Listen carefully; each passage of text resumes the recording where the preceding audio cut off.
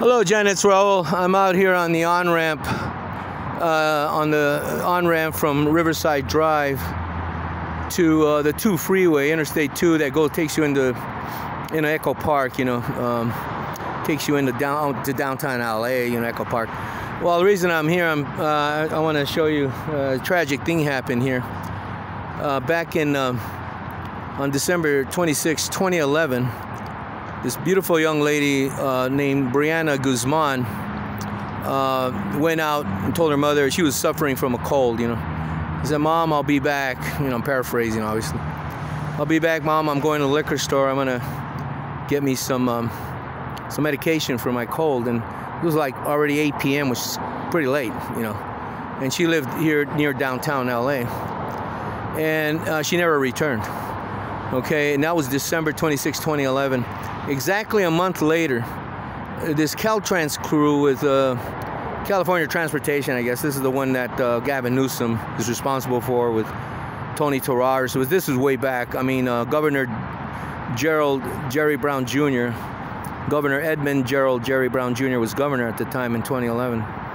And they were cleaning up this area here, this on-ramp. See, it goes up to that freeway up there. And they discovered a body right here. And here they still have a monument to this beautiful young lady.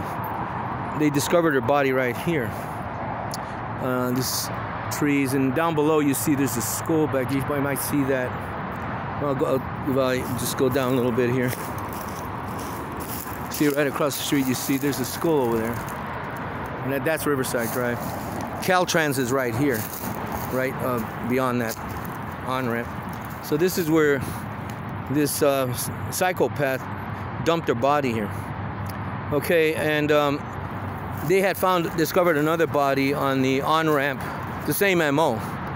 Bree'Anna was raped and was murdered, and the other young lady was raped and was murdered, and her body was dumped over on Interstate 10 by Cesar Chavez Avenue, over by downtown LA, by where the Metro central offices, Gateway they call it. So what happened, interestingly, they found some DNA on her, okay, from this disgusting rape, from sperm, I guess, disgusting bastard sperm. And I believe there's a law that you cannot run that for a while, for maybe a few years, so that you don't want to incriminate the wrong person. You don't want to run DNA and matches to someone who didn't do it. So they want to be absolutely sure that this is the person they're looking for. So what happened there, so what they want to do in the meantime, they want to see if they can find this guy without having to run the DNA. I think that's, and it makes sense because, God, whoever's on the list, who's committed felonies, they'll have to take a blood test, and then they're put in the database. And if the person didn't do it, the individual that's in the database, and then they pick them up and they say, "Well, we found your DNA, but it's not quite there." See, you got to be absolutely sure it's the person, right?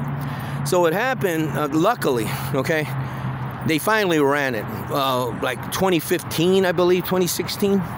I don't have the article in front of me, but if you're interested, Janet, you should go on Google search and put in Bree'Anna. I think it's Bree and then hyphen Anna Guzmán case. And you see how beautiful the young lady was. She had 2 daughters. They first suspected it was the boyfriend, the father of the 2 girls, that might have done it because he was involved with another woman. Then they thought she might have been involved. That kind of stuff. And they were supposedly ran in the periphery of gangs, supposedly. But that could be an error. I shouldn't even say that, but I thought I read some. But real quick, what's funny is it is not funny, but this is just disgusting. The California Highway Patrol took responsibility for locating this young lady's body here.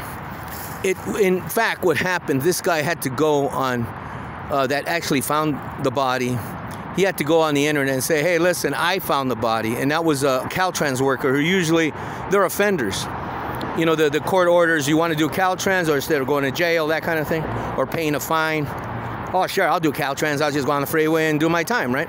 So that's what this guy was doing. So the California Highway Patrol thought, well, we're going to take advantages. We'll take credit for it. Though it wasn't them. It was this young man I got to look back on the internet and find and locate this young man's, or maybe that'd be older. I don't know.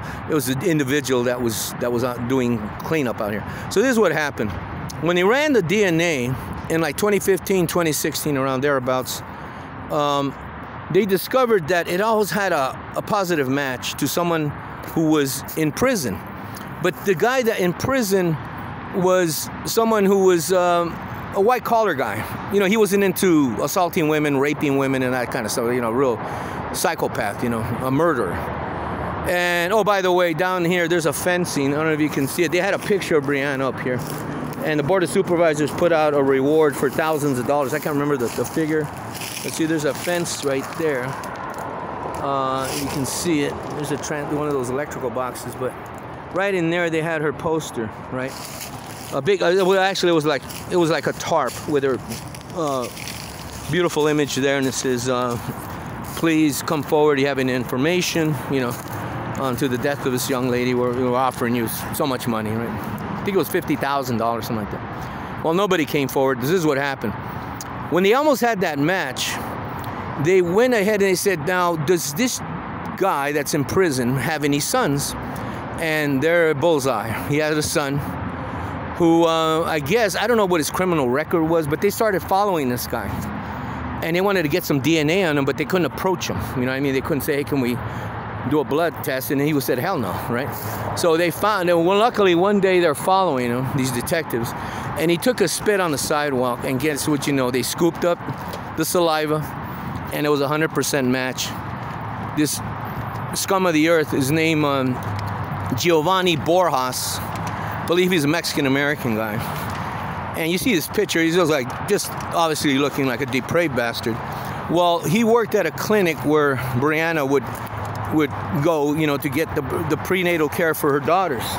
So he knew her. I'm sure they probably had an exchange, like, how you doing? Hey, you know, hey Bree'Anna, hey Giovanni, that kind of stuff. So they were on a friendly basis. So this is so disgusting, is I could just see it going down. You know, she's on the way out. She's walking down the street, and it's nighttime. This is why she should have gone with somebody. This is where, I'm sorry, I hate to judge, but the young lady should have gone with somebody. And he probably pulled up to her and says, hey, man, you know, hey, Bree'Anna, it's me, man. It's Giovanni, right? So she said, you want to ride? You know, yeah, I'm going to the store. Oh, yeah, right on, you know. So, you know, she gets in his vehicle, and then he rapes her and kills her, you know. But he's been prosecuted. He's in prison. He's off the streets. And all I can say is rest in peace, Bree'Anna Guzmán. Take care, Janet. Bye.